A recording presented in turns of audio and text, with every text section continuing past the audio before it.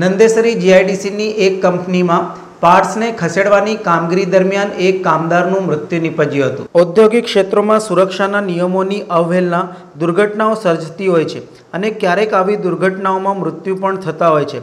શહેર નજીક આવેલ નંદેસરી જીઆઈડીસીમાં વજનદાર પાર્ટ્સને ખસેડવાની કામગીરી સુધકેમ કંપનીમાં થઈ રહી હતી।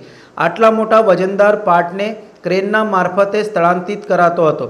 માત્ર પટ્ટાથી પાર્ટ્સને બાંધીને ક્રેનથી શિફ્ટ કરવામાં આવી રહ્યો હતો અને ક્રેનની આગળ કામદાર શરીફ ખાન રાઠોડ ચાલી રહ્યા હતા। દરમિયાન પટ્ટો તૂટી પડતા લોખંડનો વજનદાર પાર્ટ્સ નીચે પડતા તેની નીચે શરીફ ખાન રાઠોડ દબાઈ ગયા હતા। ઘટના સ્થળે જ તેમનું મૃત્યુ થયું હતું।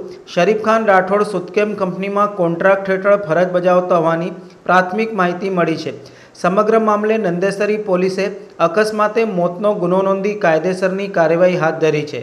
સમાચારોના સતત અપડેટ મેળવવા માટે લોકમત ન્યૂઝને યુટ્યુબ ઉપર સબસ્ક્રાઇબ કરો, બેલ આઇકોન દબાવો અને અમારી સાથે જોડાયેલ રહો ફેસબુક, ઇન્સ્ટાગ્રામ અને ટ્વિટર ઉપર।